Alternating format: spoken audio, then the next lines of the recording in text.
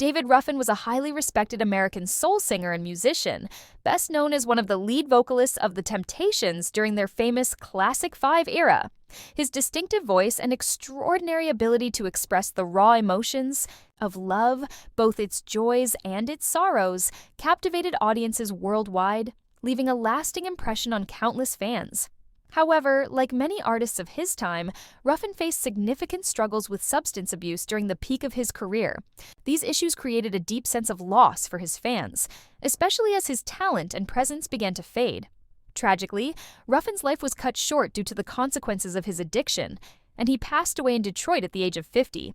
Recently, there have been whispers of undisclosed aspects of his life that might still come to light. When My Girl was released in November 1964, it became The Temptations' first #1 single by early 1965. This iconic song not only solidified the group's legacy, but also propelled Ruffin into the spotlight as their lead singer and frontman. However, as the band moved into 1967, the cracks in Ruffin's personal and professional life began to show. His growing cocaine addiction became more problematic, leading to missed rehearsals and performances that strained relationships within the group. Ruffin started to distance himself from the other members, often traveling with his then-girlfriend Tammy Terrell in a custom limousine that featured his trademark black-rimmed glasses painted on the door, an act that symbolized his increasing separation from the group. These challenges unfolded against the backdrop of Motown's shifting dynamics, including the Supremes rebranding to Diana Ross and the Supremes. Ruffin's struggles and choices during this time marked a turning point for both his career and The Temptations, leaving behind a legacy that is both celebrated and bittersweet.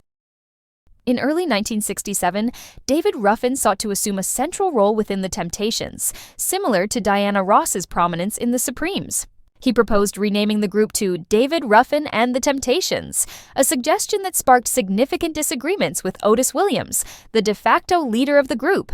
Beyond his aspirations for greater recognition, Ruffin delved into The Temptations' financial affairs, demanding a thorough accounting of the group's earnings. This financial inquiry heightened tensions not only within the group, but also with Motown's founder, Berry Gordy. The breaking point came in June 1968 when Ruffin prioritized attending a performance by his new girlfriend, Barbara Gail Martin, over a scheduled Temptations concert in Cleveland, Ohio.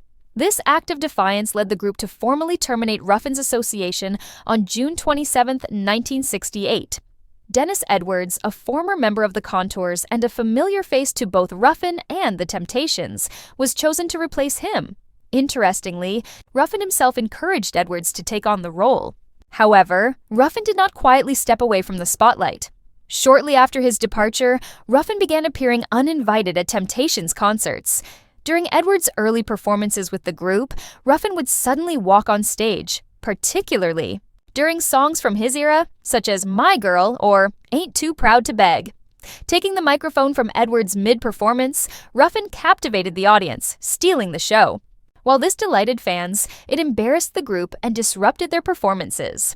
Initially, The Temptations considered giving Ruffin a second chance, swayed by his pleas and the audience's admiration.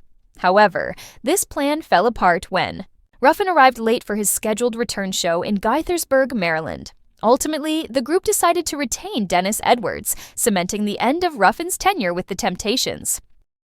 In 1967, David Ruffin took his first step toward addressing his struggles with drug addiction by seeking treatment. However, his challenges would persist and eventually lead to a series of legal and financial troubles throughout his life. In 1978, Ruffin found himself in legal trouble when he was arrested during a birthday celebration in Memphis. The charges included disorderly conduct after he allegedly refused to leave the premises as requested. Reports claimed that Ruffin made threats against certain police officers and their families during his transport to jail, a claim he adamantly denied. He was eventually released on his own recognizance. By 1982, Ruffin faced significant financial and legal consequences. He was charged a $5,000 fine and sentenced to 6 months in a low-security prison in Terre Haute, Indiana, for failing to pay over $310,000 in taxes for the years 1975 to 1977. Due to good behavior, he served only 4 months and was granted early release. On May 19th, 1986, Ruffin entered a plea of no contest to a charge of receiving and concealing stolen property valued at less than $100, specifically a Colt .32 caliber handgun. The more serious charges of assault and battery and possession of stolen property, valued at more than $100, were dropped. Ruffin was fined $50 and ordered to pay $100 in court costs. Legal issues continued to follow Ruffin into 1987. In July of that year, he was arrested in Detroit during a police raid and charged with cocaine possession with intent to distribute less than 20 grams. Although he was found not guilty of possession, Ruffin was convicted of using the drug. He received a sentence of 2 years probation and 50 days of community service. In 1989, due to repeated probation violations, Ruffin was ordered to undergo drug rehabilitation. He successfully completed a 28-day treatment program at the Ariba Casriel Institute in New York. Despite these personal struggles, Ruffin's career retained glimpses of its former glory. He had recently completed a month-long tour of England, alongside fellow musicians Eddie Kendricks and Dennis Edwards, showcasing his enduring talent despite the hardships he faced. David Ruffin tragically passed away on June 1, 1991, due to an accidental overdose of crack cocaine. The incident occurred after Ruffin reportedly collapsed at a crack house in West Philadelphia. He was accompanied by his friend Donald Brown, who transported Ruffin to the hospital of the University of Pennsylvania. Despite nearly an hour of resuscitation efforts by emergency room personnel, Ruffin was pronounced dead at 3:55 a.m. The official cause of death was attributed to an adverse reaction to cocaine. According to reports from the Associated Press, Ruffin and a man named William Nowell had allegedly shared 10 vials of crack cocaine at Nowell's West Philadelphia residence in the hours leading up to his death. While the authorities ruled his death as accidental, Ruffin's family and friends raised suspicions of foul play. Their concerns stemmed from the mysterious disappearance of a money belt containing $40,000 from Ruffin's person. Diane Showers, Ruffin's girlfriend at the time, expressed a sense of inevitability about his passing. She remarked, "When David had a lot of money, he would be able to do things that he wanted to do," suggesting that access to resources often fueled his struggles. Ruffin's funeral service was held at New Bethel Baptist Church in Detroit, where the surviving members of the Temptations performed their iconic hit My Girl in his honor. Esteemed artists such as Stevie Wonder and Aretha Franklin also paid tribute with heartfelt performances during the ceremony. While Michael Jackson generously offered to cover the funeral expenses, he did not attend the service. Floral arrangements were sent by notable figures, including Rod Stewart, Daryl Hall and John Oates, Diana Ross, the Spinners, and Martha Reeves and the Vandellas. Ruffin was laid to rest in Section 3 of Woodlawn Cemetery in Detroit. David Ruffin was born on January 18, 1941, in the rural, unincorporated community of Wynot, Mississippi, located 15 miles from Meridian. Born Davis Eli Ruffin, he was the third son of Elias Eli Ruffin, a Baptist minister, and Ophelia Ruffin. David grew up alongside his siblings, Quincy B. Ruffin, Rita Mae Ruffin, and Jimmy Lee Ruffin. He also had a sister named Rosine, who tragically passed away in infancy. Both of David's parents were natives of Mississippi, with Eli working as a truck driver at various lumber mills, while Ophelia was engaged in home-based work. Eli's family had relocated to Mississippi from Alabama, seeking new opportunities after the difficult years following the American Civil War. Prior to their time in Alabama, David's great-grandparents, John and Clara Ruffin, had moved from Bertie County, North Carolina. Notably, John Ruffin had served as a Civil War veteran, contributing to the 14th United States Colored Heavy Artillery Regiment. David's upbringing was shaped by the strict and occasionally violent discipline of his father. Tragically, his mother passed away due to complications during childbirth just 10 months after David's birth in 1941.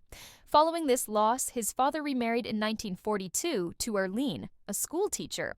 As a child, David and his siblings, older brothers Quincy and Jimmy and sister Rita Mae, traveled as part of a family gospel group led by their father and stepmother.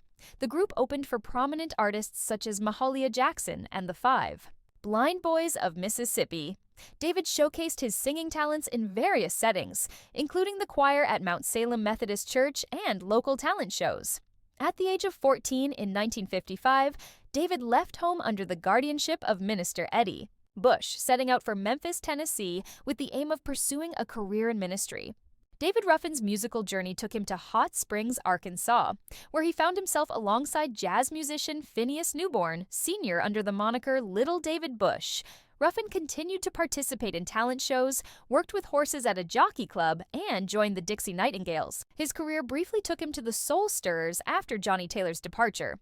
Inspired by idols like Sam Cooke and Jackie Wilson, Ruffin, at the age of 16, turned his focus towards secular music, facilitated by his guardians Eddie and Dorothy. Helen Bush, Ruffin relocated to Detroit, Michigan, where his brother Jimmy was pursuing a music career while working at the Ford Motor Company. Ruffin began his musical career by recording his first released songs, You and I and Believe Me, at Vega Records under the name Little David Bush. During this period, Ruffin crossed paths with Berry Gordy Jr., who was then an aspiring songwriter with dreams of establishing his own label. Ruffin also lived with Gordy's family while working on construction projects for the building that would later become Hitsville, USA, home to Motown Records. His brother Jimmy signed with Motown's Miracle Records label, and Ruffin collaborated with other aspiring artists like Marvin Gaye. At Anna Records, a label distributed by Chess, Ruffin contributed to the song I'm in Love One of These Days as part of the group The Voice Masters, a doo-wop combo.